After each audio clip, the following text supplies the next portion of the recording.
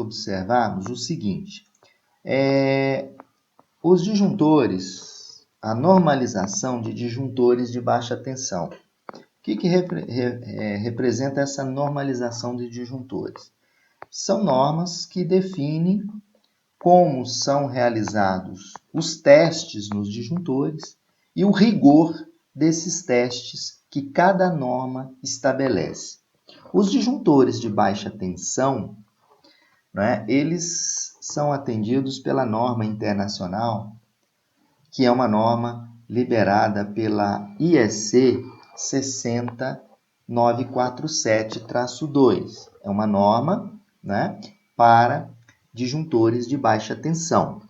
No Brasil, os disjuntores de baixa tensão, a norma a qual atende é a NBR-IEC, como eu tinha comentado, 60947.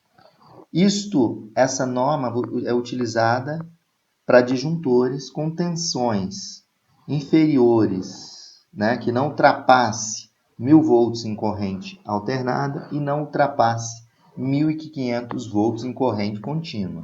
É a definição estabelecida pela NBR 5410 e estabelece que baixa tensão é em corrente alternada até 1.000 volts, em corrente contínua até 1.500 volts. Outra norma conhecida também é a norma IEC 60898. No Brasil, vocês conhecem essa norma como NBR IEC 60898. Especificamente, ela trata da tensão nominal em disjuntores, tensão nominal e disjuntores com tensão inferior ou igual a 440 volts e 125 volts. Né? Ela é usada em circuitos de corrente alternada de instalações elétricas domésticas, que é o nosso alvo aqui nesse primeiro momento.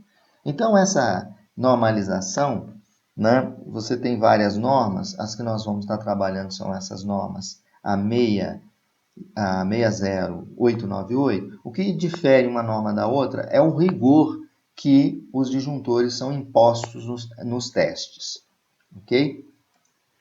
Bom, continuando, é de suma importância a gente avaliar o seguinte, ainda sobre a IEC 60898. Ela não se aplica aos disjuntores destinados à proteção de motores e aqueles cuja regulagem de corrente seja acessível ao usuário.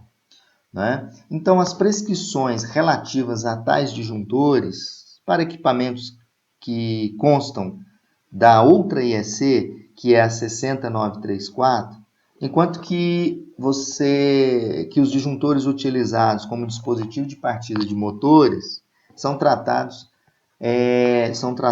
pelo menos parcialmente na norma 60947-4. Então, os disjuntores têm aquela questão da corrente de partida, né? Aqui eu trago para vocês uma tabela ainda falando da normatização. Né? Na aula de hoje nós vamos falar sobre os mini-disjuntores para instalações domésticas, né? E análogas. Então, as características que nós vamos tratar, são disjuntores de construção modular, montagem em trilho, né? Quando o padrão é DIN, que é o caso dos IECs, que são aqueles disjuntores brancos, disparador não ajustável, são aqueles disjuntores menores, não tem disparador ajustável. A norma atendida para esses disjuntores é a IEC 60898. As correntes nominais para esses disjuntores variam de 0,5 amperes a 125 amperes. A aplicação dela é para proteção de circuitos terminais em instalações com tensões, né, com tensão de no máximo 440 volts em corrente alternada. Disjuntores para uso geral, né, são os disjuntores em caixa moldada e os disjuntores de potência. Né? Quais são as características? Os disjuntores de caixa moldada, sua construção é comparada, né, consagrada, né, desculpa, e a tecnologia em constante aperfeiçoamento para esses disjuntores de caixa moldada, né? Ampla variedade de disparadores, né? Outra característica agora, os disjuntores de potência. Em relação aos disjuntores de potência, ao lado tradicional, construção aberta, né, versões em invólucro e tudo mais. Qual a norma que rege esses disjuntores? É a 69472. Quais são as correntes nominais? De 40 a 3.200 amperes, de 630 a 6.300, tanto para a caixa, aqui para a caixa moldada até 3.200 e disjuntores de potência atingindo de 630 a 6.300. Proteção de circuitos principais de distribuição. Esse disjuntor de caixa moldada, a gente pode observar esse disjuntor na entrada das edificações multifamiliares, né, ou comerciais, né, proteção de circuitos principais de distribuição e também terminais. Aqui são os disjuntores de potência, proteção do QGBT, né, do quadro geral de baixa tensão. Outro aspecto também, disjuntor motor, traço motor, né, são as características apropriadas às dos motores. Eles podem ser usados como os disjuntores de dispositivo de partida. Aí a norma que atende esses disjuntores é IEC 69472 ou 60497-41, correntes variando de 0,1 a 63 amperes. Né? Circuitos de alimentação de motores, máquinas e processos industriais que são utilizados.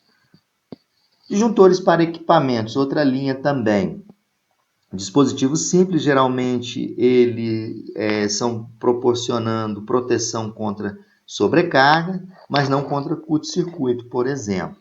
Aí a norma é IEC 90934, variando a corrente de 0,1 a 125, né? Eles são destinados a serem incorporados a equipamentos de utilização, eletrodoméstico, bombas, etc., que são utilizados por essa norma. Então, aqui a gente fez as diferentes categorias de disjuntores, mostramos para vocês as diferentes categorias de disjuntores de baixa tensão.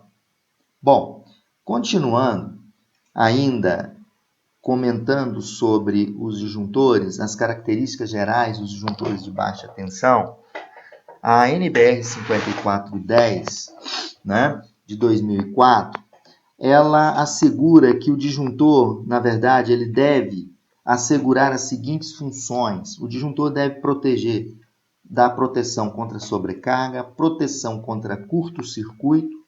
Ele deve ser utilizado também para comando funcional, para seccionamento, proteção contra contatos indiretos e contatos diretos, né? E proteção contra quedas e faltas de tensão. Né, esses disjuntores, essas são as funções estabelecidas pela NBR 5410 para os vários tipos de disjuntores existentes. Ainda, nas características gerais dos disjuntores de baixa tensão, podemos destacar o seguinte: os disjuntores mais tradicionais são aqueles para uso geral.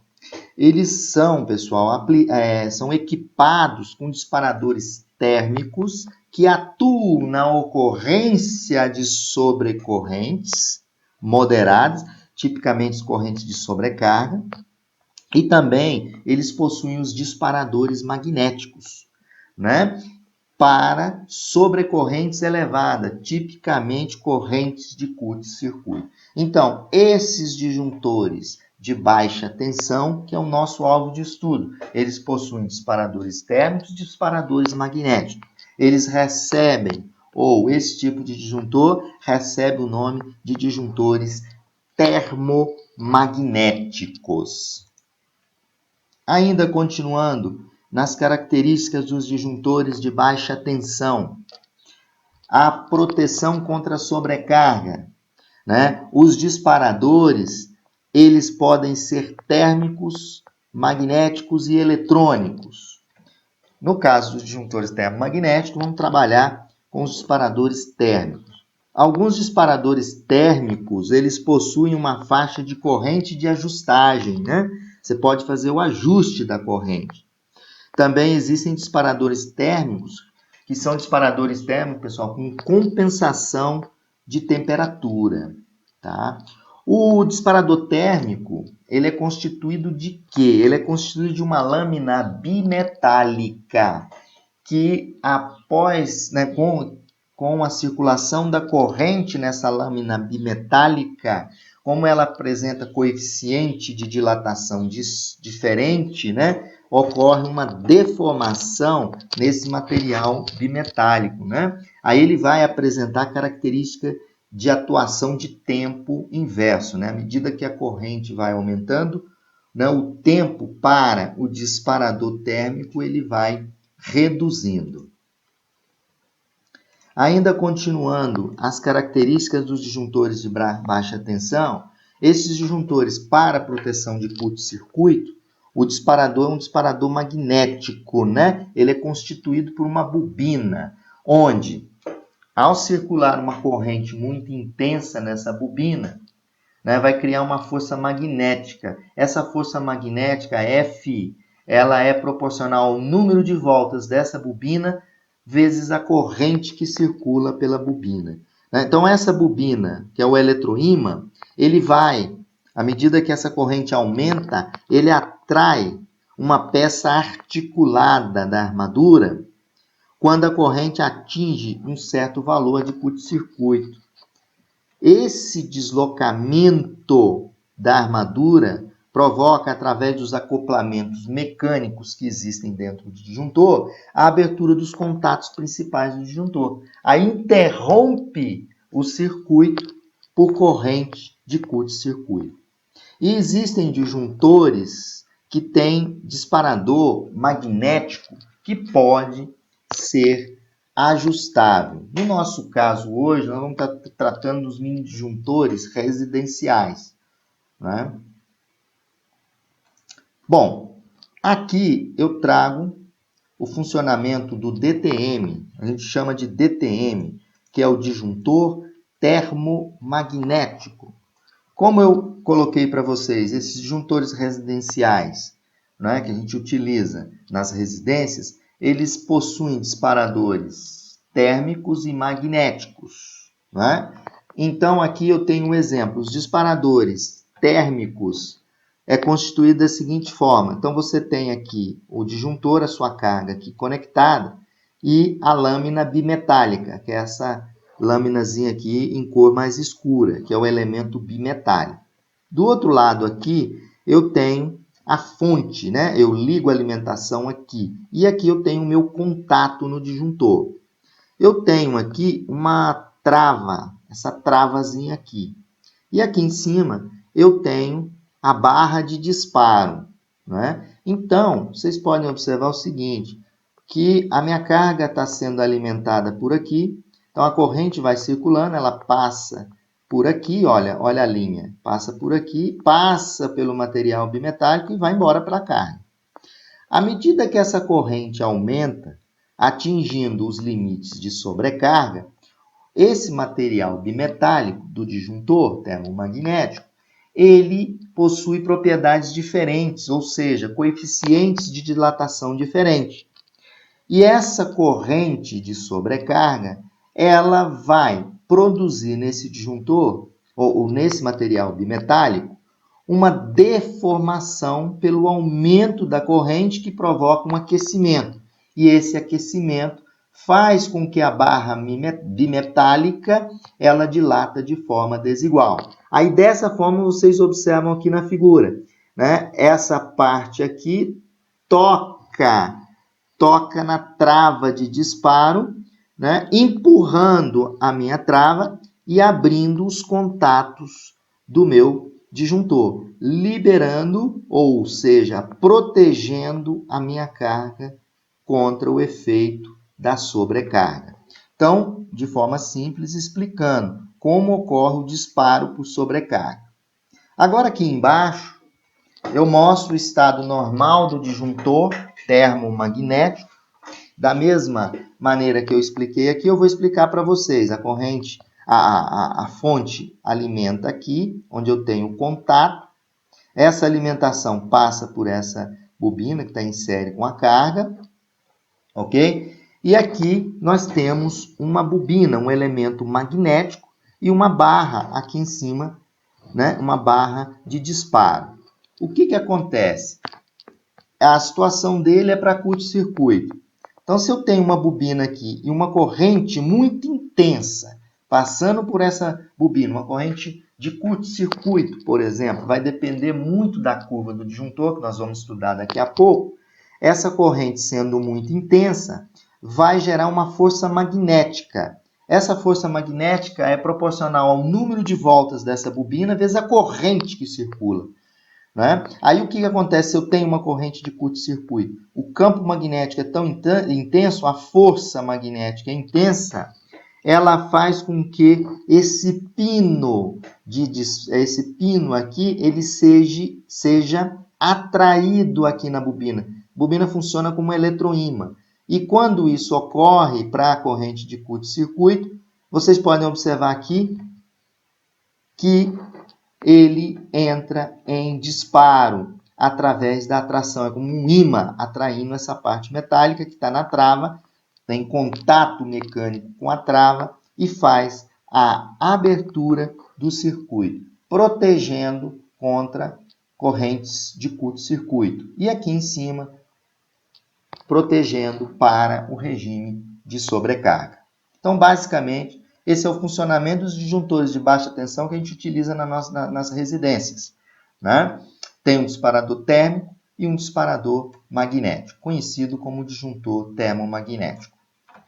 Bom, agora vamos falar um pouquinho das curvas dos disjuntores. É muito importante. Os disjuntores que nós estamos tratando são os mini disjuntores para uso residencial, inclusive mais à frente eu apresento alguns dados da linha da ABB, né, que é uma marca top de linha em disjuntores também.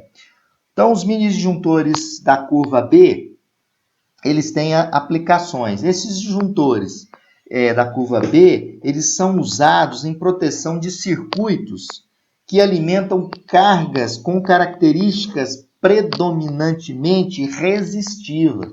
Então, são disjuntores que trabalham com cargas resistivas, como lâmpadas incandescentes, caso exista, chuveiros elétricos, torneiras e aquecedores elétricos, além dos circuitos de tomada de uso geral, que nós fazemos uso dos disjuntores da curva B. São mais utilizados para cargas resistivas. Depois, os mini disjuntores da curva C, né, são usados para proteção de circuitos em geral, que também possa ter cargas de natureza indutiva, de baixa indutibilidade, né? Que apresentam picos de corrente no momento da ligação, como o micro-ondas, o ar-condicionado, motores para bombas, né? Além de circuitos com carga semelhante a essas características. Então, a curva do disjuntor ela está associada ao seu tempo de disparo para curto-circuito, por exemplo. Então, curva C, na minha residência, naquele projeto elétrico que eu fiz para vocês, eu vou já usar os disjuntores curva C para atender, por exemplo, o ar-condicionado, uma bomba que eu possa ter, né? E cargas assim fracamente indutivas. Depois eu tenho disjuntores de curva D, são disjuntores indicados para cargas com grande corrente de partida, que dá picos acima do normal, apresentado pela curva C. Então, são motores de grande porte, por exemplo, transformadores de baixa tensão, por exemplo. Então, os disjuntores de curva D, eles têm corrente de disparo de curto-circuito maiores. Então, a corrente de disparo de curto-circuito para a curva B é menor do que a curva C e a C é menor do que a curva D, justamente para adequar a utilização com o tipo de carga que você tem utilizado no seu projeto. Bom, aqui trago a vocês o resumo, né? O disparo instantâneo, que são algumas características nominais dos disjuntores curva B, C e D. Olha que fato aqui muito importante. Os disjuntores da curva B, por exemplo, se vocês observarem aí, qual é a corrente de disparo instantâneo? É quando a corrente atinge entre 3 a 5 vezes a corrente nominal. Então, onde eu aplico, eu utilizo esses disjuntores em tomadas de uso geral, em cargas resistivas, lâmpadas incandescentes, né, aquecedores, porque sua corrente nominal de disparo, ou seja, o disparador dele, que é o disparador magnético que eu mostrei anteriormente, ele pode disparar com correntes entre 3 vezes o valor da corrente nominal do disjuntor a 5 vezes a corrente nominal do disjuntor. Já os disjuntores da curva C, eles operam com um disparador magnético com corrente de 5 a 10 vezes a corrente nominal, utilizado para circuitos de ar-condicionado, como eu tinha comentado, bombas, e assim as cargas que assemelham ou operam com correntes nominais, no máximo, entre 5 a 10 vezes a corrente nominal. Os disjuntores da curva D, eles já têm o seu disparador magnético, com corrente nominal de 10 a 20 vezes a corrente nominal. Então, curva B são disjuntores que têm um disparador magnético que atua com corrente entre 3 e 5.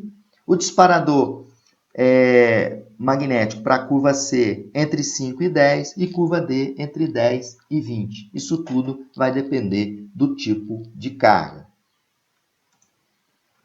Bom, outro ponto importante, que são as características dos disjuntores, existe uma regrinha que a gente chama regra base contra curto-circuito, que é a capacidade do disjuntor de fazer a interrupção de curto-circuito, no mínimo, essa capacidade de interrupção tem uma corrente igual à corrente de curto-circuito que chamamos de corrente de curto-circuito presumida no ponto em que esse disjuntor for instalado. Então, a corrente de curto-circuito apresentada aqui para vocês nessa inequação, que é a corrente de curto-circuito do disjuntor, né? Corrente de curto-circuito do disjuntor, ela tem que ser maior ou igual, né? Do que a corrente presumida naquele ponto que você calculou a corrente de curto-circuito. Então, os disjuntores, eles vão apresentar, além da sua corrente nominal, eles também apresentam a capacidade de curto-circuito. Bom, agora eu trago para vocês, né, uma tabela das curvas, né, de mini disjuntores ABB, onde eu mostro para vocês, para esse fabricante, as correntes de sobrecarga, né, e curto-circuito. Então, se vocês observam aqui, ele está usando aquela ABNT 60898. Aí eu tenho os disjuntores de curva B, curva C, curva D. A ABB também apresenta disjuntores da curva K e da curva Z. Eu vou mostrar para vocês. Os mais utilizados, que nós vamos utilizar aqui, que é alvo da aula, é os da curva B, C e D. Olha só a corrente convencional de não atuação. Então, esse disjuntor ele não atua para corrente nominal de 1.13, né? 1.13, 1.18, né? Esse número está meio ilegível, mas é 1.13, tá? É 1.13 da corrente nominal. Esse disjuntor da curva B, ele tem para o fabricante A2B ou ABB de 6 a 63 amperes. Então vamos só olhar ele aqui para vocês verem as características. Então ele tem a corrente convencional de não atuação.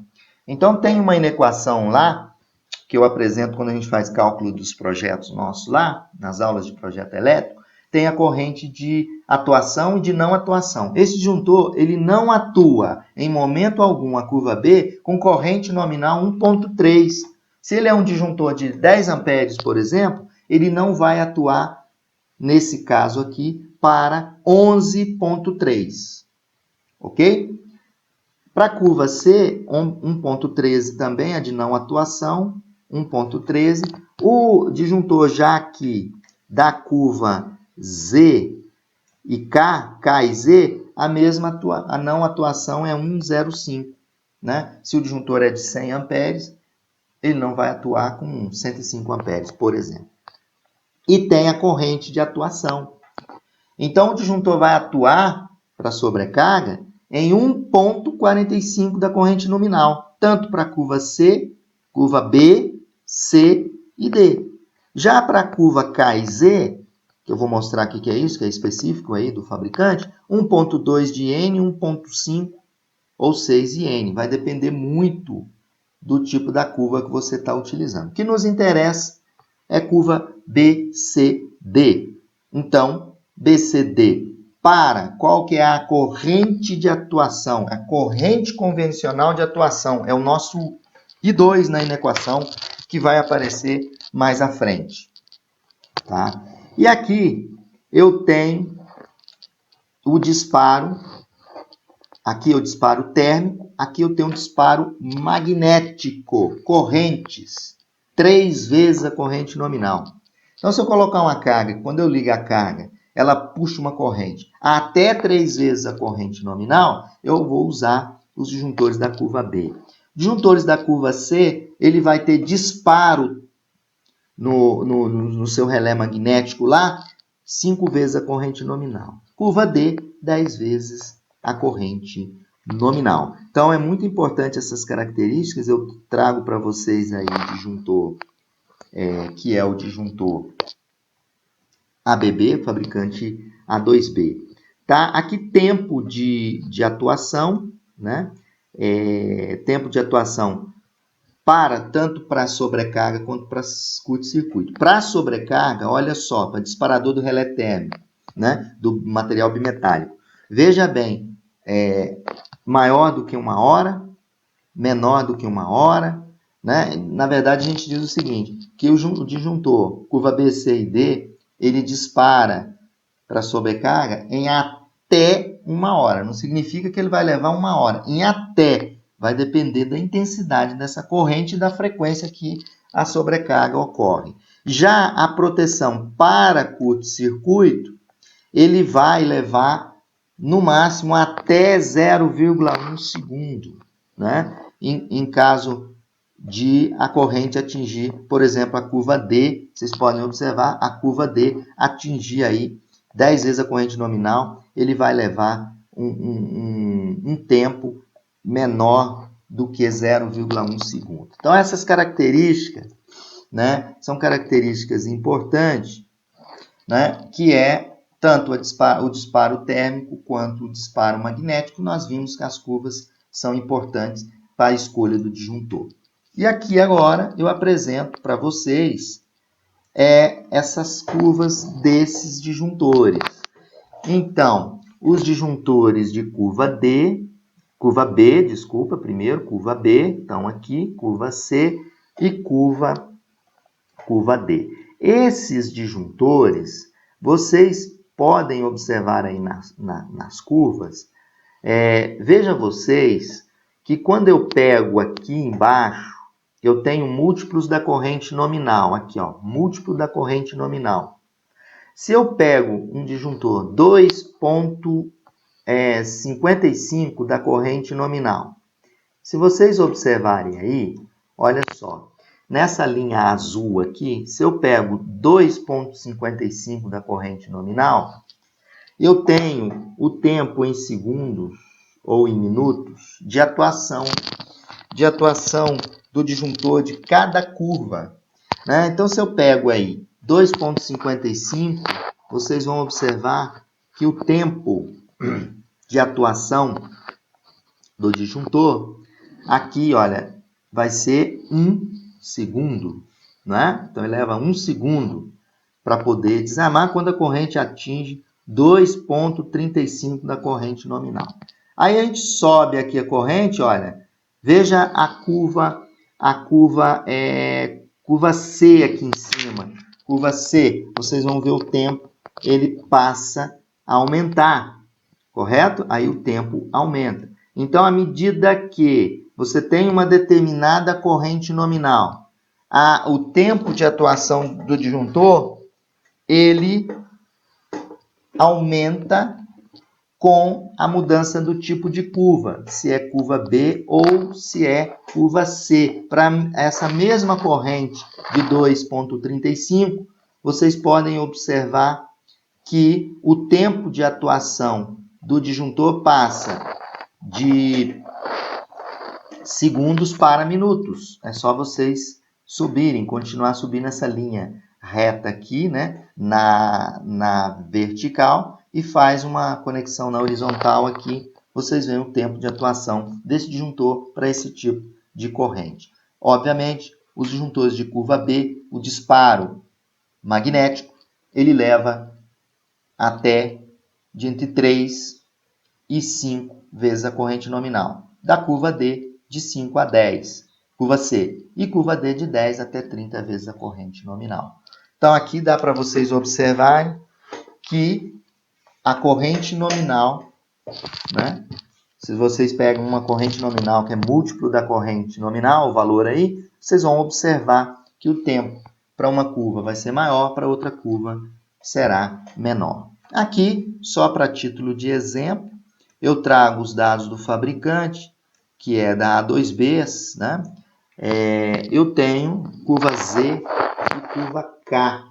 Se vocês pegarem aquele mesmo número que nós pegamos, 2,35, né? O tempo de atuação desses disjuntores, ele é mais lento, né? Por quê? Porque é a aplicação para cargas quando na partida tem uma corrente muito elevada. Se eu coloco um disparador muito rápido, né, com corrente nominal pequeno, por ser rápido, você desliga a carga sem a existência do curto-circuito. Por quê? Porque o próprio comportamento da carga. Então, dessa forma, eu trago para vocês aí as características dos disjuntores dessas curvas.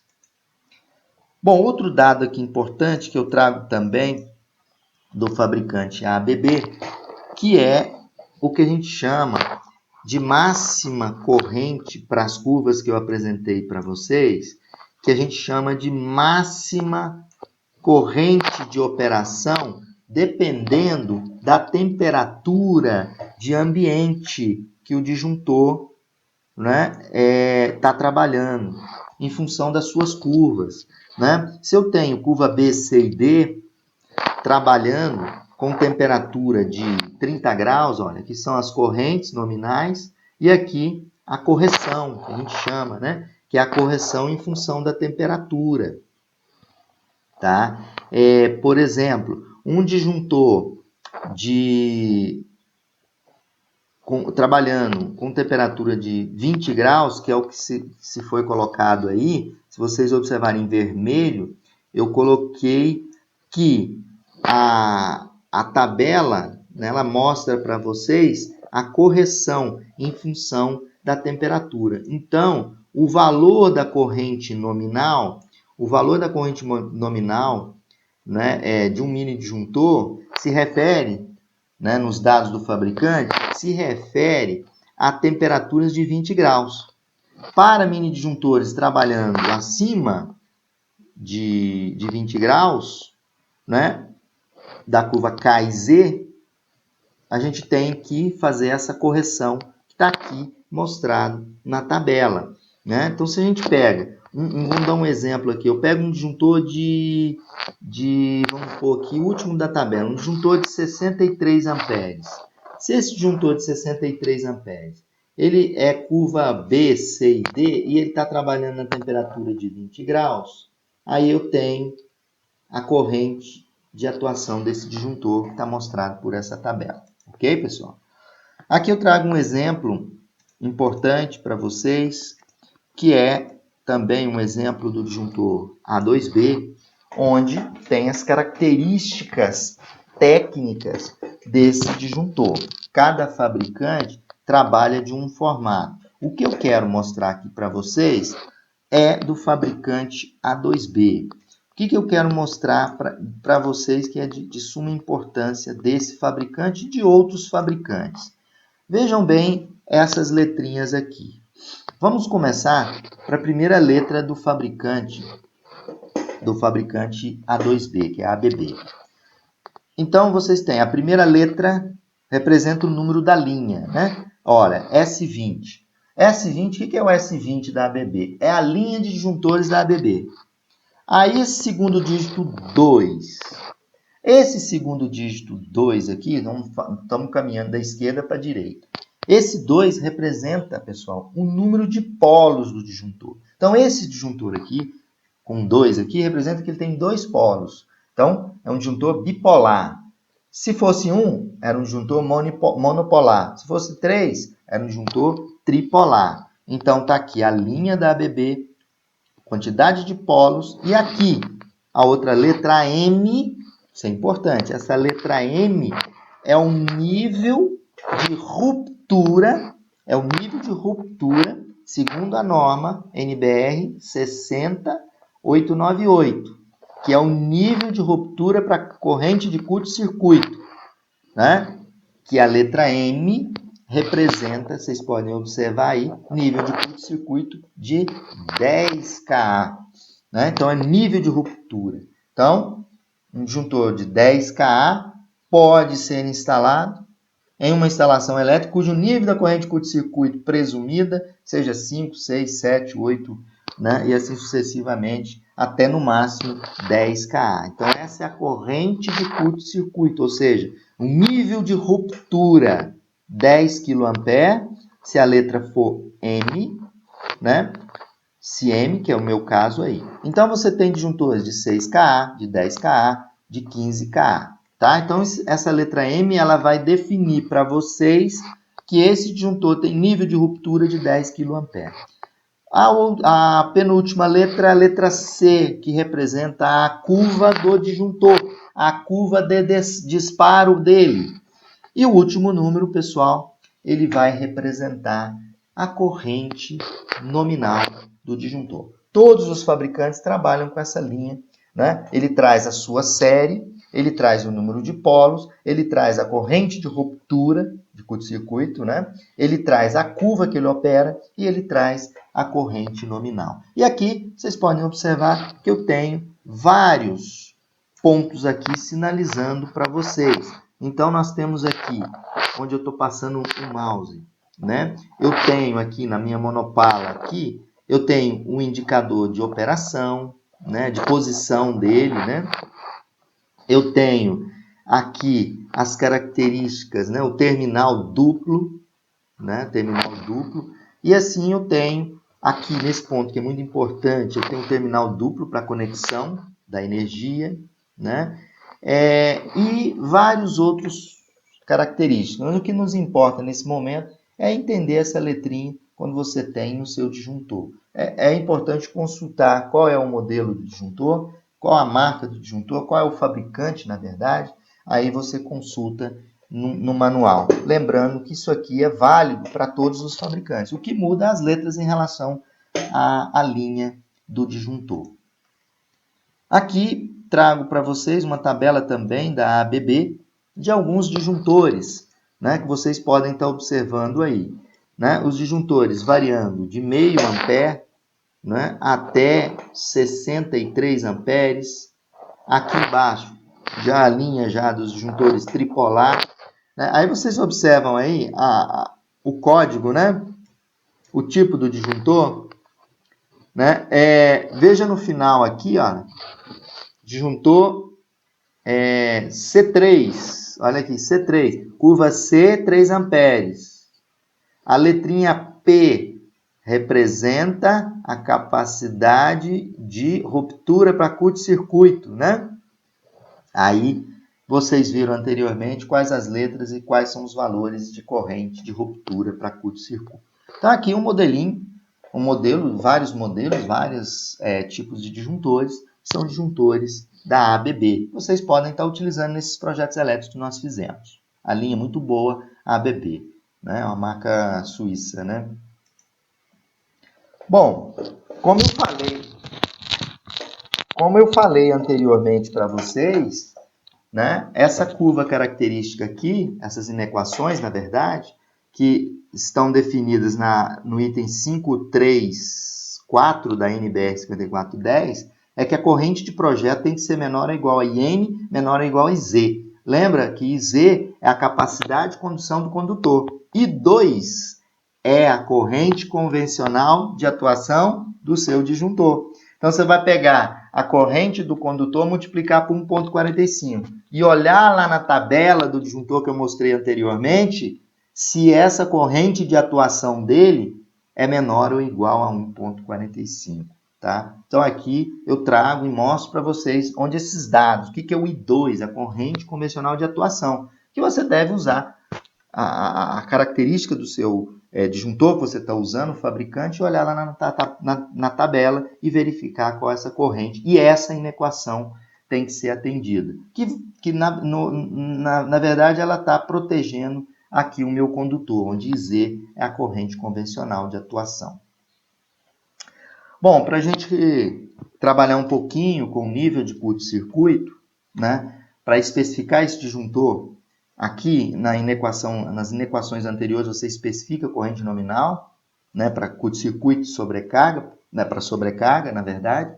Aqui nós vamos fazer um exemplo em que eu vou especificar a corrente de curto-circuito. E através da especificação da corrente de curto-circuito, nós podemos escolher, né, qual disjuntor, qual a corrente de ruptura, né, para o curto-circuito que eu tenho que utilizar daquele disjuntor. Então, se vocês observarem aí, eu tenho a seguinte situação.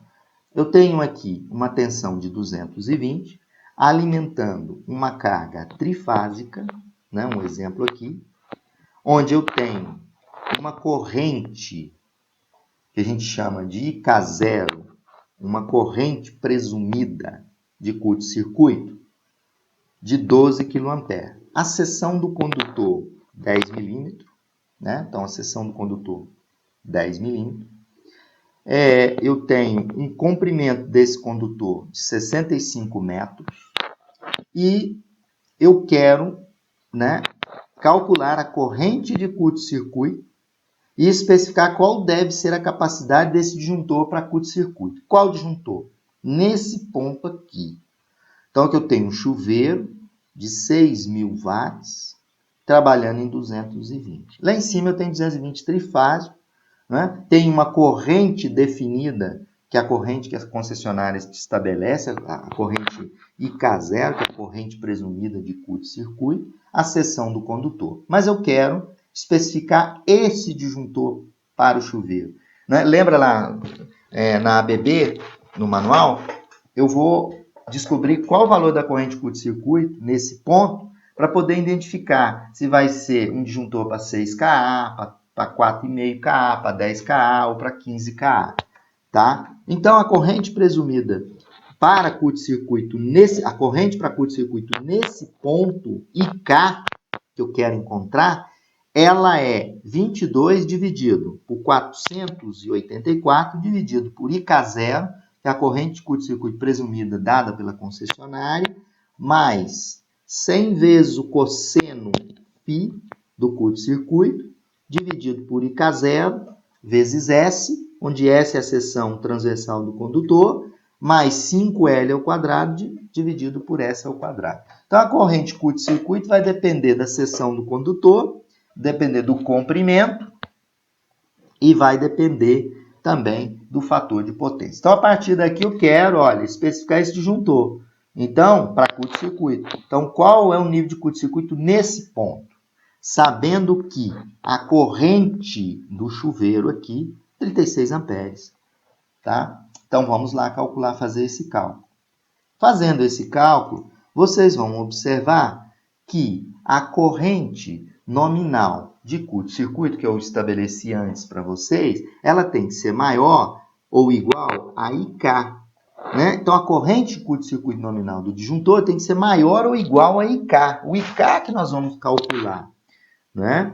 Então, é a capacidade, isso aqui é a capacidade de interrupção, né, do dispositivo sem a sua ruptura. Então, colocando os valores, nós vamos identificar aqui o IK. Para calcular o IK, nós vamos ter que saber qual a extensão do condutor, né, e fazer todo o cálculo baseado nisso. Então, vamos lá. Continuando aí. Agora, eu trago aí para vocês agora o cálculo, né? Então, IK, substituindo os valores aqui na equação, eu vou considerar que o chuveiro está a 65 metros do quadro onde está o disjuntor. Então, fazendo os cálculos, substituindo aqui, então fica 484 dividido por IK. IK0, vou colocar os valores em KA. Então, é 12. É o dado da concessionária, 12. Mais ou menos 12 KA, vocês podem considerar a corrente presumida para curto-circuito. Então, é 100 vezes o fator de potência. O fator de potência tem essa tabelinha embaixo, tá? Que eu dei para vocês. O fator de potência, ele vai depender de quê? Esse fator de potência vai depender da corrente presumida. Se nós escolhemos uma corrente presumida de 12, qual será o fator de potência? O fator de potência vai ser 0,3, que é aqui, ó, nesse ponto aqui. 0,3, ok? Então, só consultar a tabela que ele vai depender, o fator de potência depende da corrente presumida.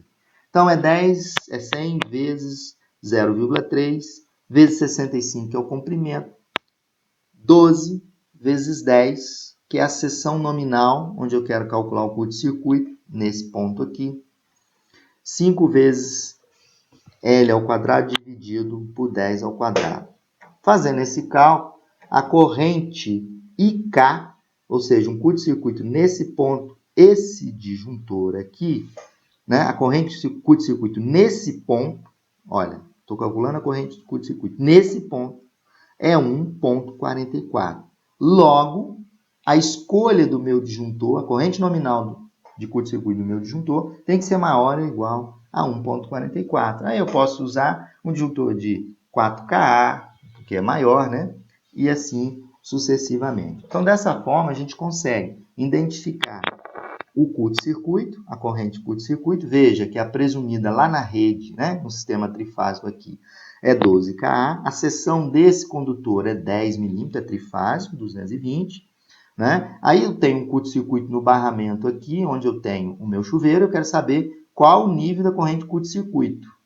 Né? E o nível 1,44. Logo, esse chuveiro, esse disjuntor aqui do chuveiro, ele vai suportar, tem que suportar até 1,44. Aí coloca de 4 Ka, que são esses disjuntores residenciais, eles suportam 4 kA. Aí, pessoal, dessa forma a gente termina a aula, onde foi utilizado a ABNT, o livro do Ademaro Cotrim e os manuais da A a 2B. Tá? E obrigado a todos. E a próxima aula é uma aula sobre a seletividade de disjuntores. Bom, uma residência, nosso exemplo aqui para que façamos o levantamento de cargas, uma residência é alimentada por um circuito trifásico 380 volts, fase-fase, e 220 volts, fase neutro. Os circuitos da residência, já mostrei em uma aula como dividir os circuitos, né? Aqui eu já tenho a tabelinha dos circuitos. O que nós queremos nessa aula é fazer a distribuição de cargas. Então, o circuito 1 é o circuito de tomada de uso geral da cozinha, tem uma carga de 1.900. Circuito 2, da área de serviço de TUG. TUG para os demais cômodos dessa residência é 1.500 VA. circuito 1 de iluminação, circuito 4 de iluminação, circuito 5 iluminação também, circuito 6 chuveiro, circuito 7 ar-condicionado, circuito 8 forno elétrico e circuito 9 chuveiro 2. Então, o objetivo é fazer a distribuição, né, a distribuição das cargas, ou seja, vamos fazer o levantamento, né, o levantamento de cargas aqui já executado, nós vamos fazer o balanceamento das cargas, de acordo com essa tabela aqui, já dos circuitos já divididos. Então, vamos lá. Podemos tentar fazer a melhor distribuição de corrente, né, a distribuição de corrente de circuito por fase. Nós vamos fazer da seguinte forma. O circuito 1, circuito de TUG da cozinha, ele tem 1900 VA. Eu vou achar a corrente de circuito. Está aqui, ó, corrente de circuito. Como o circuito é monofásico, 1900 dividido por 220, 8,64. Circuito 2, vou fazer a mesma coisa. Vou dividir 1800 por 220, 8,18. 1500 dividido por 220, 6,82. Circuito de iluminação, que é o 4, 1000 VA dividido por 220, dá 4,54. Iluminação 5, 4,1 dividido por 220. Chuveiro, a carga de chuveiro é 6.500 watts, vou dividir por 220, 29,55.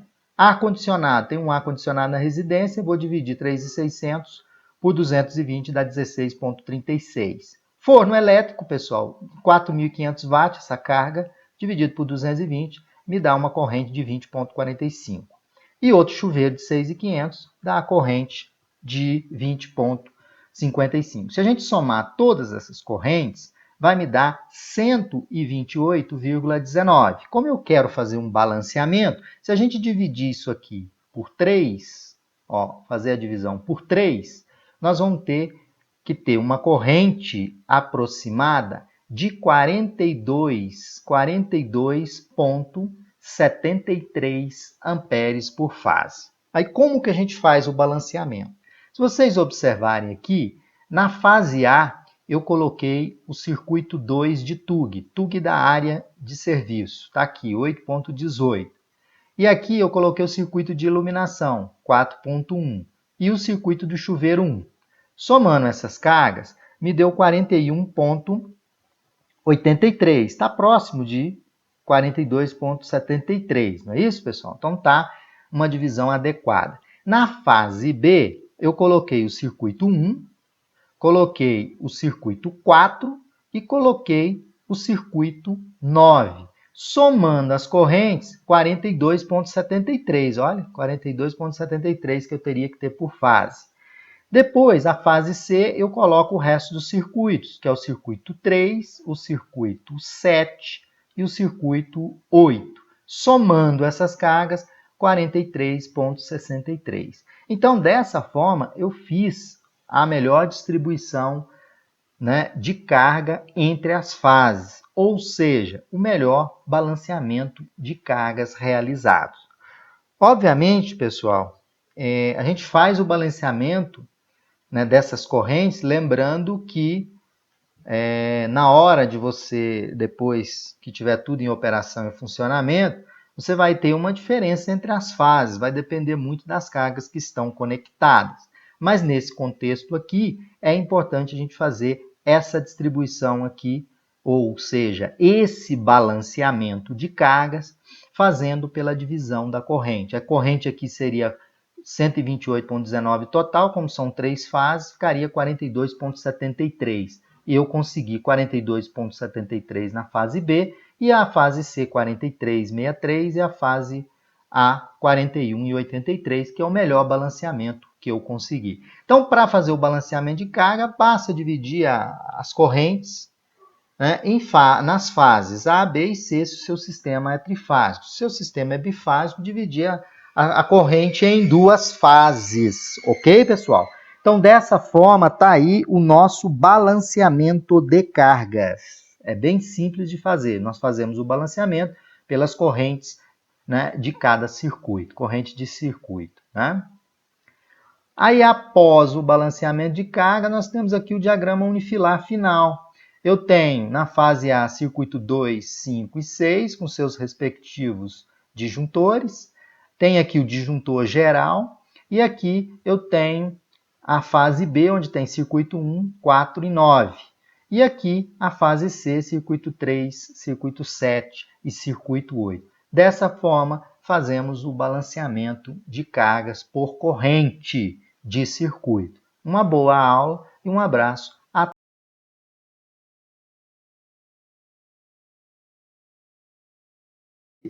Primeiramente, os raios são descargas atmosféricas que, quando elas caem, colocam em risco as pessoas, os animais e os próprios bens daquela estrutura a ser protegida. Então, o DPS, né, é o dispositivo de proteção contra surto. O que eu vou tratar nessa aula são os DPS, dispositivo de proteção contra surto, por descargas atmosféricas. Então, por isso que eu estou definindo que quando os raios caem, né, eles colocam em risco as pessoas, né, os animais. Ele pode provocar danos à propriedade, né? Danos à propriedade está se tornando um problema cada vez mais à medida que falha dos dispositivos eletrônicos pode causar perda financeira e até mesmo perda de vida humana. As descargas atmosféricas diretas e indiretas, elas podem provocar danos nos equipamentos, nas pessoas e na própria estrutura. Então, a NBR 5419, a parte 4, dedica, né, à conceituação e à elaboração de um projeto adequado para um sistema de proteção contra descarga atmosférica interno. Na aula que nós estamos tratando hoje, nós vamos falar sobre o DPS, que é o dispositivo de proteção contra surto provocado pelas descargas diretas e indiretas. O DPS ele funciona como um sistema de equipotencialização indireto, que é definido na NBR 5419, a parte 4 de 2015. Pois bem, para termos o entendimento e o funcionamento do sistema de proteção contra surto por descargas atmosféricas, é importante que a gente conheça as descargas atmosféricas. Conforme estabelece a NBR 5419, né, de 2015, descarga direta é chamada descarga S1. É quando, pessoal, vocês podem observar no desenho, quando a descarga atmosférica atinge, né, o raio direto atinge o sistema de proteção contra descargas atmosféricas, o SPDA, que é o para-raios, que é o sistema externo de proteção. Então, quando ele atinge, a energia do raio, ela será descarregada com segurança ao potencial de terra. Porém, pessoal, 50% da energia retorna para as instalações elétricas pelo sistema de aterramento. Nesse contexto, temos que ter um dispositivo de proteção contra surto para proteger os surtos provocados pelo raio que incide diretamente à estrutura, já que 50% retorna para as instalações elétricas através do sistema de aterramento. Então, eu tenho que ter uma estrutura de DPS para proteger esse tipo de descarga. A descarga S2 é aquela descarga, segundo a NBR 5419 de 2015, é aquela descarga que cai próxima à estrutura. Se uma descarga cair a 2 km da estrutura, né, ela vai produzir campos, né? Então, veja só, se um raio atinge a estrutura, perto da estrutura, ele cria campos magnéticos adicionais, que, por sua vez, induzem picos de alta tensão em sistemas e linhas. Então, é importante, porque ocorre acoplamentos indutivos, podem provocar danos dentro de um raio de até 2 quilômetros. Então, eu tenho que proteger a minha estrutura internamente contra esse tipo de descarga, que é uma descarga que cai próximo, perto da estrutura, considerando até um raio de 2 quilômetros, não é? E aí eu tenho que fazer a proteção, e a proteção interna, a gente faz essa proteção fazendo uso de equipotencializações, e no nosso caso, equipotencialização indireta, via dispositivo de proteção contra surto. Continuando ainda, temos agora a questão das descargas que caem diretamente, aquelas descargas que caem diretamente na estrutura, que a gente chama de S3, um raio direto em uma linha de energia, ou uma linha de sinal, que pode ser de energia, ou cabo de dados, ela pode, pessoal, acoplar altas correntes de raio parciais num edifício, onde elas se conectam. Então, você tem essa linha, vocês observam que essa linha está alimentando a minha edificação. Quando o raio atinge aqui, vai provocar acoplamento, né? E induzindo várias tensões dentro da linha. E isso atinge os equipamentos eletroeletrônicos internamente. Então, DPS devem ser instalados para essa proteção. Por exemplo, aqui eu já tenho a descarga, quando ela cai, pessoal, próximo da linha de transmissão, da linha de transmissão de energia ou a linha de sinal. Pode ser uma linha de cabo, de dados, né?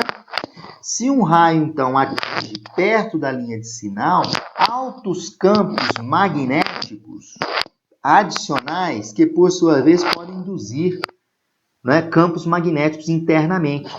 Então, se o raio cai aqui, ele induz na linha e isso tem uma indução internamente de campos magnéticos. Para evitar isso, a gente tem que proteger através dos dispositivos. Por exemplo, nós estamos tratando nessa aula os dispositivos de proteção contra surto. Pois bem, então, segundo a NBR 5419 de 2015, temos as definições dos tipos de descarga, S1, S2, S3 e S4. Bom, continuando, vocês podem observar a seguinte situação. Segundo a norma IEC 62305, ela apresenta a distribuição típica da corrente do raio, segundo essa norma. Se vocês observarem, eu tenho marcado aqui como raio direto, né? Aqui o 4, aqui 2 e aqui 3. A norma IEC 62305, ela mostra a distribuição dessa corrente. Então, a distribuição da corrente em se vocês observarem, olha só a distribuição dessa corrente. 100% chega a ser uma corrente máxima desse raio direto, segundo a IEC 62305, chega a ser uma corrente de impulso máxima de 200 kA. No ponto 2, aqui, vocês podem observar que no ponto 2, onde eu tenho uma distribuição de corrente, prestem atenção nesse ponto 2. Nesse ponto 2, aqui, onde eu estou sinalizando aqui, eu tenho 50% dessa corrente. Então, quando o raio cai aqui, é 100%, que dá 200 kA, correto? Só que 100 kA, que é 50%, vai para o sistema de aterramento. E no item 3, olha a corrente que retorna. Por isso que eu tenho que ter aqui, olha, o sistema de proteção contra surto, raio direto aqui na minha linha, certo?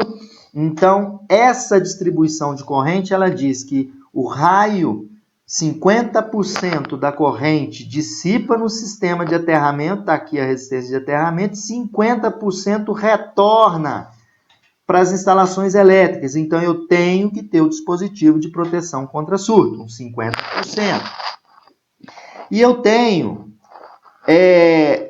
os outros 5%, eu tenho 5%, são descargas induzidas no cabo, que chega a corrente de 5 kA. Então, essa distribuição de corrente do raio é em conformidade com a IEC 62305, onde 50% das descargas vão para o terra, 50% retorna para as instalações elétricas, né, via sistema de aterramento. Por isso que nós temos que ter o DPS e por isso nós estamos discutindo nessa aula. E aqui eu tenho uma corrente no item 4, que é a corrente induzida na linha, que pode induzir na linha devido a essa descarga aqui, só que ela representa 5%. Isso me dá 5 kA de corrente. Bom, em relação à proteção via DPS, internamente são criadas as zonas de proteção. Essas zonas de proteção, como nós vamos falar sobre DPS, então vai ser criada internamente as zonas de proteção via DPS. Obviamente, na parte 4 da NBR 5419, tem as proteções via equipotencializações diretas. Aqui na nossa aula vamos tratar da proteção via equipotencializações indiretas via DPS. Então, o DPS, ele cria zonas internas de proteção. Zona de proteção 1, 2 e 3. São zonas que dão a proteção interna via as equipotencializações. No nosso caso, vamos dar essa aula baseada nas equipotencializações via DPS. E as zonas externas de proteção são as zonas dadas à proteção em função do SPDA externo, né, que é o para-raio. Então, o para-raio dá proteção externa. E o para-raio interno, vamos dizer assim, ela é protegida via, por exemplo, nós estamos tratando nessa aula, via o DPS, que é o dispositivo de proteção contra surto proveniente dessas descargas atmosféricas. Então, cria-se aqui em amarelo as zonas internas de proteção. Então, o projeto de DPS ele pode ser ampliado, não só a conexão de DPS, por exemplo, na linha de energia, mas eu posso ter DPS no sistema de câmeras do meu edifício, no sistema de recepção de antenas, na bomba do elevador, no elevador, nas bombas, né, que alimentam e fazem o funcionamento da edificação. Bom, agora vamos observar quais são os níveis conforme a norma IEC 62305. Vocês podem observar que eu tenho o raio direto, né? Os fabricantes simulam em laboratório. O raio direto é um raio, é o 1, que é esse amarelinho aqui. Ele tem a duração de 10/350 microsegundos simulados em laboratório para testar os DPS. É o raio direto. O raio indireto, ele é simulado com uma duração de 8/20 microsegundos. Então, é esse em pretinho aqui. 8/20. Então, o raio direto, a estrutura tem uma duração maior, 10/350. E aqui, 8/20 microsegundos. Então, proteção indireta, quando o raio cai próximo à estrutura, a duração 8/20 microsegundos. É muito rápido. Já o raio direto, segundo a IEC 62305, olha o pulso aqui. ele tem um pico inicial, 8, variando 10 microsegundos, depois 350 microsegundos. Isso é importante porque isso é que vai definir a classe do sistema de proteção contra surtos, que é a classe do DPS. Ok, pessoal? Então, só para vocês terem aqui a ordem de grandeza, eu tenho aqui a corrente em kA, né? E tenho a duração do pulso, sendo que o pulso do raio direto, ele tem o 10/350, enquanto que o outro 8/20 microsegundos. Bom, agora vamos fazer a classificação. Vamos classificar os dispositivos de proteção contra surto, que vão proteger contra as descargas diretas e as descargas indiretas, como eu mostrei anteriormente. Então, na entrada da edificação, que a gente fala na alimentação geral da minha edificação, que eu estou simbolizando aqui pelo item 7, eu tenho um DPS classe 1, correto? Que ele vai proteger contra raio direto. Então, esse DPS classe 1, ele tem, como eu mostrei anteriormente, a duração de 10/350 microsegundos. Vocês veem que a gente tem os DPS instalados nas fases, né? Ligado no sistema de barramento de equipotencialização, correto?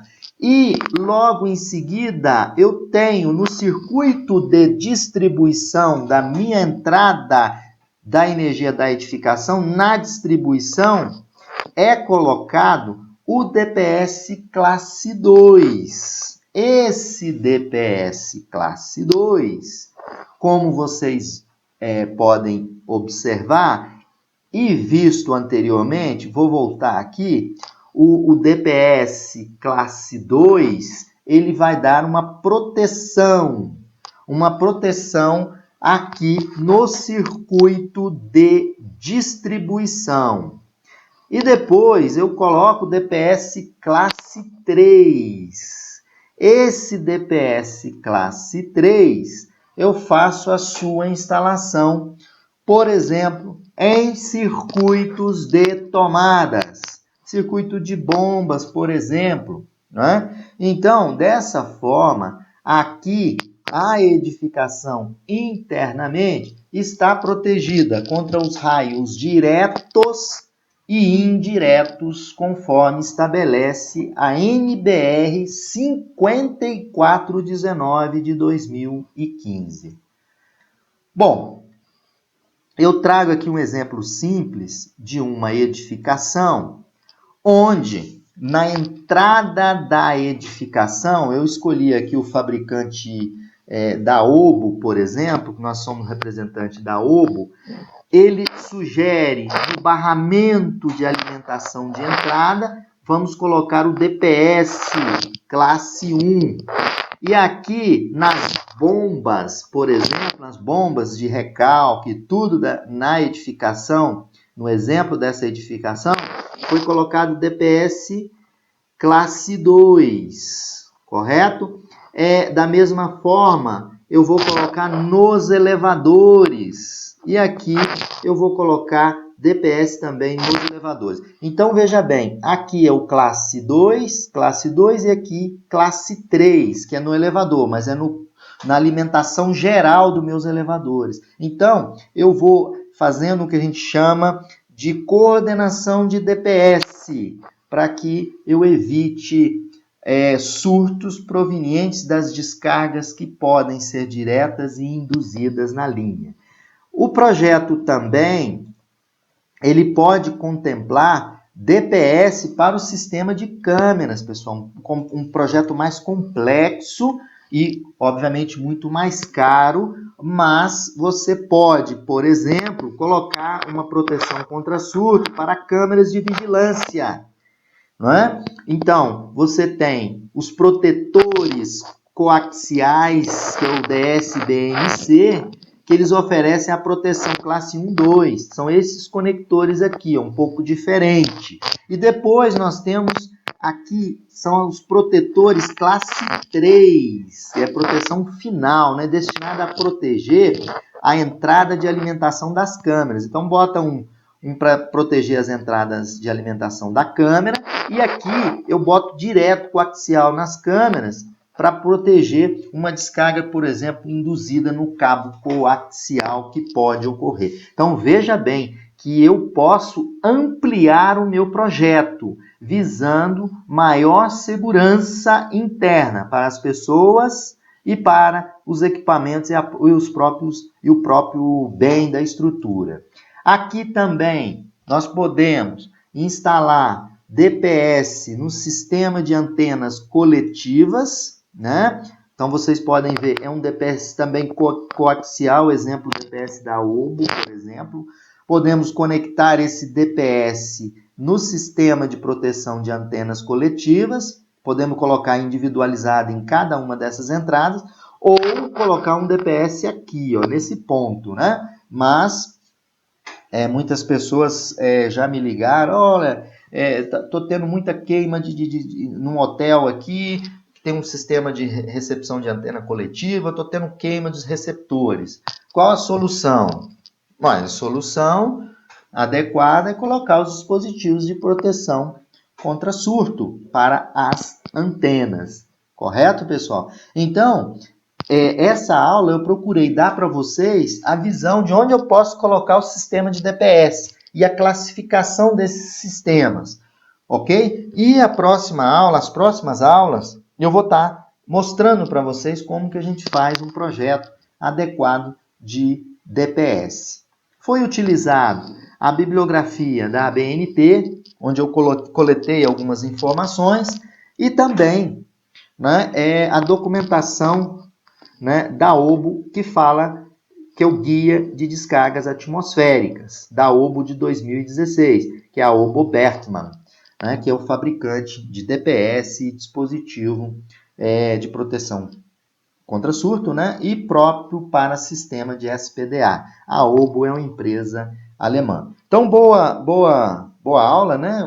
Acho que a aula foi interessante para vocês no sentido da conceituação de onde pode ser colocado DPS e por que colocar DPS nessas localidades. As próximas aulas de DPS são aulas já aproveitando esses conceitos e dando a visão de projeto de sistema de proteção contra surto.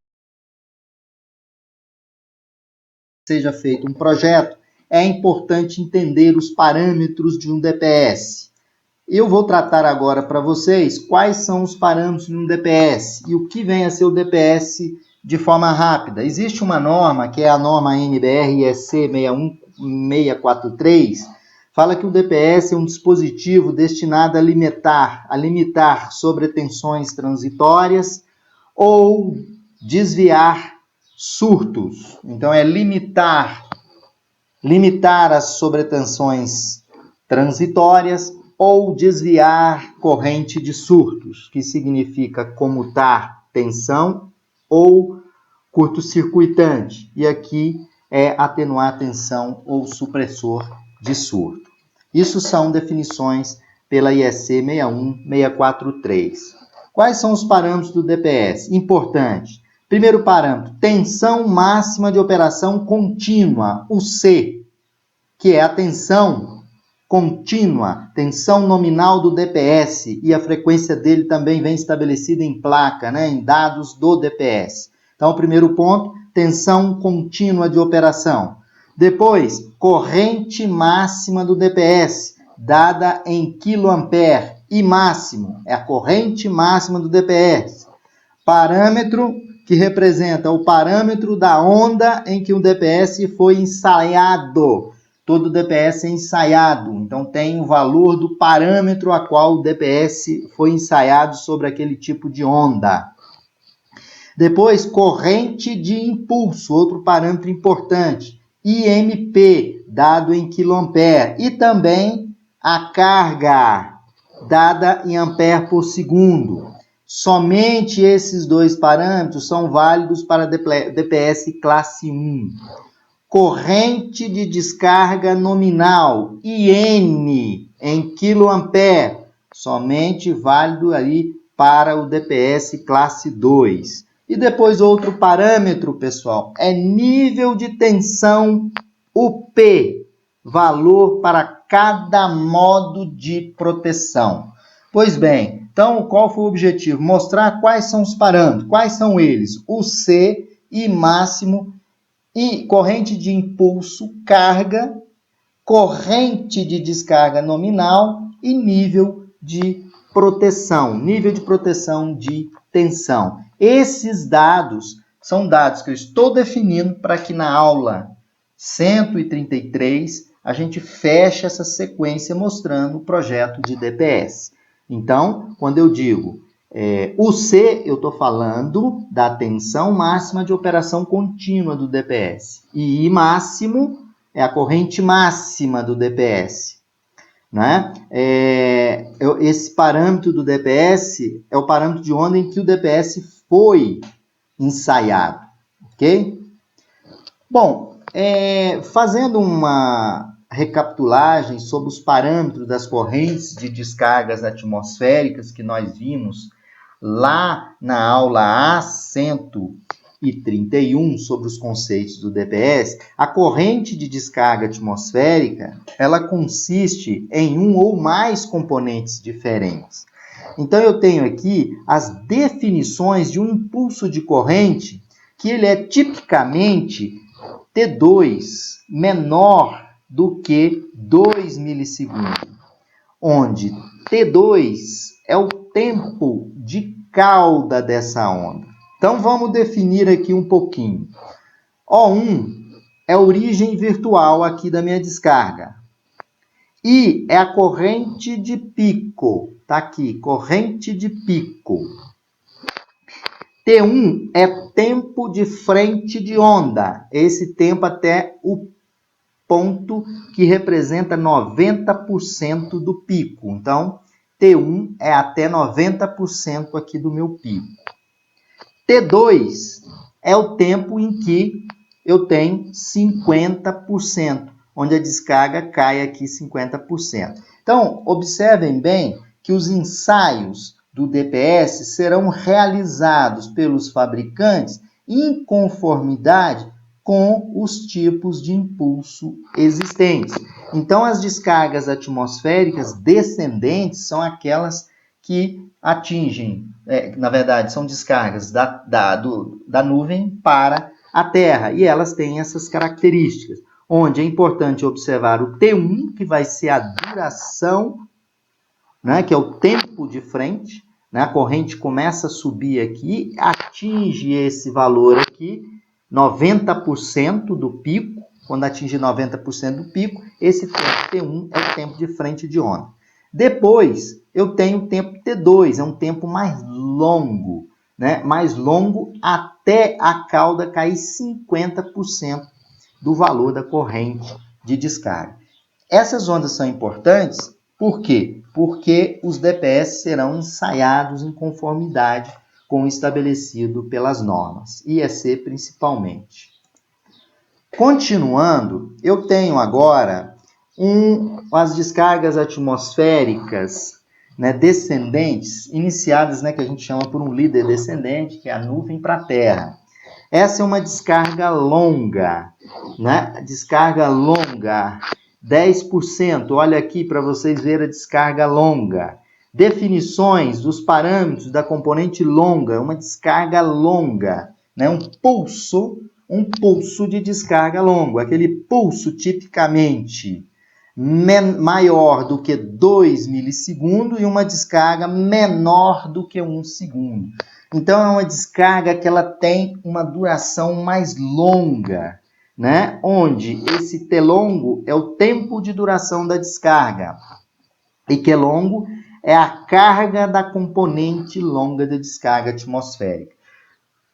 Então, eu posso ter uma descarga atmosférica longa, com duração superior aos 2 milissegundos que eu tinha mostrado anteriormente. Então, todos os DPS serão ensaiados em função do tipo de onda que cada um classifica, que esse tipo de onda está associado ao nível de proteção do Sistema de Proteção contra Descargas Atmosféricas, o SPDA. Bom, continuando ainda, agora vamos falar um pouquinho sobre o parâmetro mínimo que devem constar nos dados de placa. Os valores dos parâmetros mínimos em função da classe do SPDA. Então, da classe do DPS, me desculpa. DPS classe 1, quais são os parâmetros que eu tenho que ter? Eu tenho que ter o C, eu tenho que ter o P, tenho que ter I máximo, tenho que ter IMP, tenho que ter a carga e a curva T1/T2 de ensaio. Esses são os parâmetros para o classe 1. Para o classe 2, eu tenho que ter o C, o P, o M máximo e N, a curva T1/T2 de ensaio. O DPS classe 3, o fabricante deve fornecer o C, o P, o OC e N e I máximo. Não é? Então, para cada classe de SPDA, ou para cada caso, desculpem, para cada caso ou para cada classe de DPS, temos que ter um conjunto de parâmetros e um conjunto de ensaios que são realizados pelos fabricantes. Então, o DPS classe 1, ele vai definir que eu tenho que ter uma curva T1/T2 de ensaio. Devo ter a carga planejada para esse ensaio, a corrente de impulso, corrente máxima, a tensão de proteção, de isolação e o IC. Né? Da mesma forma, o classe 2 que trata desses parâmetros. O classe 3 já é utilizado, nós vamos ver o classe 3 já para proteger as tomadas, os equipamentos, né? Então, ele precisa do parâmetro C, o P, o OC, I, N e I máximo, que nós definimos anteriormente. Aonde nós definimos? O que é o OC? Se vocês querem ver novamente o OC, prestem atenção. O OC é a tensão máxima de operação contínua. O P, nível de proteção de tensão. O P, né, é a corrente máxima de impulso e a corrente de descarga nominal é o IN. Ok, gente? Então, aqui redefinindo para vocês esses parâmetros. Para que nós estamos definindo isso? Para que possamos na próxima aula, fazer um projeto de DPS usando os conceitos da aula 131 e 132. Bom, agora vamos analisar os tipos de DPS. Né? Eu tenho o DPS que a gente chama DPS comutador de tensão, ou DPS curto-circuitante. DPS curto-circuitante. O DPS curto-circuitante ou comutador de tensão, ele tem propriedade de mudar bruscamente o valor de sua impedância, de muito alto para praticamente impedância desprezível. Em função de quê que ele atua? Em função do aparecimento de um impulso em seus terminais. Então, os DPS, comutador de tensão ou curto-circuitante, são DPS que alteram a impedância bruscamente de um valor muito alto para um valor muito baixo. Depois nós temos os DPS, né, atenuador de tensão, ou DPS supressor de surto. Ele tem a propriedade de mudar paulatinamente. Então, ele muda paulatinamente o valor da sua impedância de muito alto para praticamente desprezível. Isso quando aparece um impulso de tensão em seus terminais. Então, existe uma diferença. Aqui, a mudança é brusca. Aqui, né, brusca, ou seja, sai de uma impedância alta para uma impedância desprezível. Aqui, também sai de uma impedância alta para uma impedância desprezível, porém, de uma forma atenuadora, onde a impedância muda paulatinamente. E o DPS combinado? O DPS combinado, ele incorpora no mesmo dispositivo as propriedades dos comutadores e atenuadores de tensão. Esses são os 3 tipos que a gente tem de DPS. Continuando, é importante dizer que um DPS, ele é classificado, né? Não é com a sua posição. O DPS na rede, ele não é classificado com a posição na rede, na verdade. Um DPS, ele é classificado conforme as especificações do fabricante e principalmente em função dos parâmetros de ensaio que aquele DPS é submetido. Então, o DPS classe 1 é um DPS ensaiado em condições de corrente que melhor simule um golpe da descarga atmosférica. Vai simular um golpe da descarga atmosférica com uma corrente de impulso em kA sob uma carga em ampere por segundo. Na literatura internacional, adota como onda que melhor simula esse tipo de impulso de ensaio aquela que tem um tempo T1, que é o tempo de frente de onda que nós definimos anteriormente, de 10 microsegundos, né, ao atingir 90% da onda. Tá aqui, ó, mostrando para vocês. E o tempo T2, que é o tempo de cauda, de 350 microsegundos, para atingir 50% da corrente, né? Então, um DPS classe 1, a gente chama, olha, esse DPS é do tipo 10/350.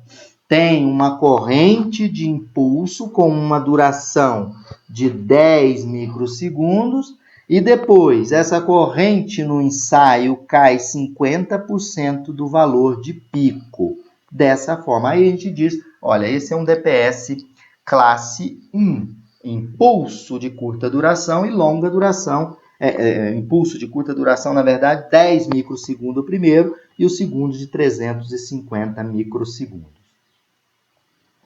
Agora o DPS classe 2. Olha os ensaios do DPS classe 2. O DPS classe 2 ele é ensaiado em condições de correntes que melhor simule os golpes subsequentes, ou seja, que simule as descargas elétricas subsequentes das descargas atmosféricas e as condições de influências indiretas nas instalações. Para isso, é trabalhado no classe 2 com uma corrente IN, corrente de operação, de descarga nominal em quiloampere. Aqui está em kVA, corrijam, é quiloampere, né? Tem tempo T1 de 8 microsegundos e tempo T2 de cauda de 20 microsegundos. Então, podemos dizer que esse DPS é um DPS classe 2, cuja curva é 8/20 milissegundos, 20 microsegundos, enquanto classe 1 é 10/350 microsegundos, cuja corrente que eu trabalho é corrente IMP, corrente de impulso. Né? Então, o impulso atinge 90% e depois o tempo de cauda 350 e 50%, como nós vimos anteriormente. Aqui eu tenho um impulso principal e aqui eu tenho as componentes subsequentes da minha descarga atmosférica. Então, classe 2, 8/20 microsegundos. Classe 3. DPS classe 3 pode ser um dispositivo atenuador de ajuste de tensão. Ele é utilizado em níveis de proteção, né, internos de proteção. Esse DPS, pessoal, ele é ensaiado com uma forma de onda combinada. Isso é, como um gerador de combo, né? Circuito aberto, tem um circuito aberto. Aplica-se no DPS uma tensão de operação, UOC, né, com pulso de duração 1.2/50 microsegundos. E um impulso IN de corrente com duração 8/20 microsegundo em curto-circuito. Então, o que classifica se é classe 1, classe 2 e classe 3 são os ensaios nos quais o seu DPS passa, ou seja, aquele DPS que você vai utilizar, ele passa. Essa tabela, ela mostra a componente de pico em relação ao nível de proteção do SPDA. Nível de proteção 1 do SPDA, nível 2, nível 3 e nível 4. Qual é a corrente de pico em quiloampere? O nível 1 de proteção, 200, nível 2, 150, nível 3, 100 kA. Tempo de frente de onda para o nível 1 de proteção do SPDA, 10 microsegundos para todos eles. Tempo T2 de cauda em microsegundo, que corresponde a 50% quando nós vimos anteriormente. 350 microsegundos para o nível 1, para o nível 2, para o nível 3. Carga para condições de primeiro raio, que apresenta maior intensidade, 100 coulomb para nível 1 de proteção SPDA, nível 2, 75 e 50. E aqui é a energia específica em watts, né, por ohms, em energia por ohms, né? Então, eu tenho 10 megajoule por ohms e aqui 5,6 e aqui 2,5. Então, eu classifico o SPDA, né? Eu classifico o SPDA quando eu vou escolher o projeto nível 1 e vou escolher meus DPS, principalmente o DPS classe 1, em função do nível de entrada de proteção, né, que eu vou dar na minha edificação. Bom, DPS e sua proteção. Eu trago aqui agora a curva, né, os três impulsos, né? O que tem maior energia é o classe 1. Ele é 10/350. Olha a curva aqui, tem maior energia, não é, que do impacto dessa descarga. Depois tem o classe 2 em verde. Olha aqui, classe 2, ele é 8/20. E depois eu tenho o classe 3, que nós vimos que em azul aqui representa 1,2/50 microsegundos. E aqui eu trago para vocês cada classe de SPDA criando uma zona de proteção. Zona ZP1 criada pelo DPS classe 1. Zona ZP2, DPS classe 2. E essa zona 3 já é uma zona onde eu estou dando diretamente a proteção às tomadas ou os equipamentos que estão ligados nas tomadas. E aqui são as zonas Z0A e Z0B, que é a zona de proteção dada pelo sistema de proteção contra descarga atmosférica. E o DPS dando essas zonas internas de proteção. Bom, essa figura é uma figura extraída da NBR 5410 de 2004. Ela mostra os esquemas de conexão do DPS. Aqui eu tenho a linha externa de energia que chega, ela está sem neutro, não possui neutro. Aí qual tipo de ligação que você vai fazer o DPS? Vai colocar um DPS por fase, ok? E fazer o aterramento dele, linha 1, linha 2, linha 3, ok? Quando possui o neutro, quando a linha possui o neutro, eu tenho duas situações. A situação que eu vou perguntar, o neutro será aterrado no barramento de equipotencialização da edificação? Vamos dizer que sim. Se o neutro é aterrado no barramento de equipotencialização, lembro a vocês, se o neutro é aterrado lá na entrada da edificação, no barramento de equipotencialização, é necessário o DPS apenas nas fases, né? Na linha 1, 2 e 3, ok? Então, o neutro é aterrado lá na entrada da edificação. Se o neutro não é aterrado, o que eu tenho que fazer? Eu tenho dois esquemas aqui, a conexão 2 e a conexão 3. Né? A conexão 2, eu tenho que ligar o DPS no neutro, né? Essa é uma forma de ligar. E a outra forma de fazer a ligação do DPS é essa apresentada aqui. Eu tenho o DPS em série, eu coloco um segundo DPS, né, conectado no neutro por terra. Né? Eu levo todos os DPS aqui das linhas, das 3 linhas, para o neutro, e do neutro sai um DPS que vai para o sistema de aterramento. Aqui, né, na verdade, aqui 2 esquemas de conexão são possíveis. Como eu coloquei, esse esquema é o mais comum que a gente encontra quando o neutro não está aterrado na entrada. Então, pessoal, esses esquemas de DPS, de ligação do DPS, são estabelecidos pela norma NBR 5410.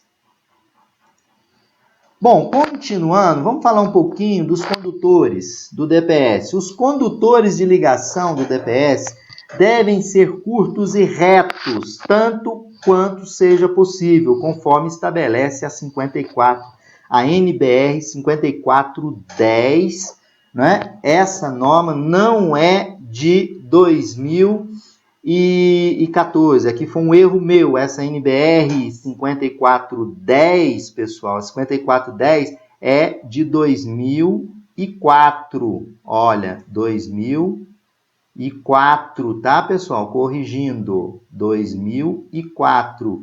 A NBR 5410 de 2004. Aqui tem um 0, tá? Aqui é 0, tá? 0, 2004, ok?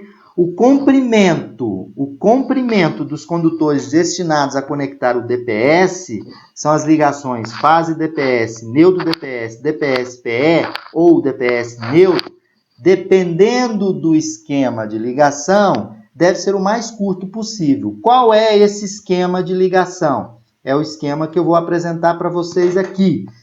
Em qualquer um desses esquemas que vocês podem observar aqui, a distância não pode exceder meio metro. Então, quando eu ligo o meu DPS nessa configuração aqui que a gente chama, uma configuração aqui onde eu tenho o E/I, que é equipamento / instalação a ser protegida, se eu tenho essa ligação, esse tipo de ligação, né, a distância máxima também é meio metro. Nesse outro tipo de ligação, onde eu tenho esse trecho A e esse trecho B, A mais B tem que ser menor ou igual a 0,5 metros. Então, resumindo, qual é a distância que eu vou ligar o meu DPS até a minha linha, a soma da linha até o DPS, do DPS da fase para o DPS, DPS para o neutro, DPS para a fase, qual a distância máxima?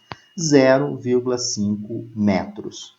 Bom, continuando ainda, nós temos agora, quando o DPS é destinado à proteção contra sobretensões provocadas por descargas atmosféricas diretas sobre a edificação ou em suas proximidades, pessoal, a seção nominal do condutor das ligações DPS-PE, ela deve ser no mínimo de 16 milímetros quadrados em cobre ou equivalente.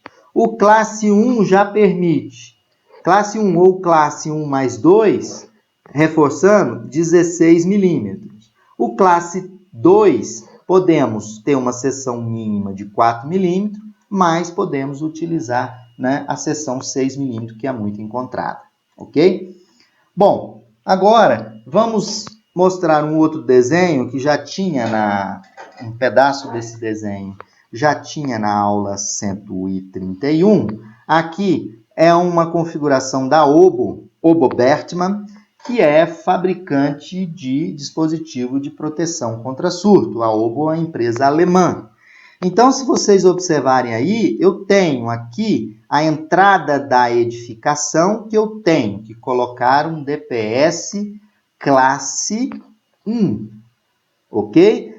E aí, a Obo, ela sugere essa classe de DPS aqui, classe 1. Então, vocês podem observar que tem o DPS em azul, que esse DPS em azul, ele não é curto-circuitante para evitar a ausência do neutro. Quando ele interrompe, para não interromper o neutro, né? Então, ele é utilizado, a obo tem essa característica. E esse classe 1 vai dar essa zona aqui de proteção, zona 1. E o outro classe 2 vai dar essa outra proteção aqui. E o classe 3, ele já é utilizado para dar proteção nos equipamentos. Então, esse classe 1 aqui, esse azulzinho no neutro, é sugerido pela obo para, na hora que eu tenho, né, a atuação do DPS, principalmente no neutro, para que eu não tenha uma interrupção do neutro. Ele não vai permitir a interrupção do neutro. Bom, para montar essa aula para vocês, faltando agora somente a aula de projeto, nós já temos todos os conceitos. Foi utilizado a NBR 5419 de 2015, a parte 4, o livro do Ademário Cotrim, Instalações Elétricas, edição de 2009, e o manual da Obo Bertmann sobre DPS. Um abraço a todos e bons estudos, já que vocês têm a aula A131 para estudar e a aula A132, faltando uma única aula para complementar a parte de DPS, que é o projeto de DPS. Um abraço.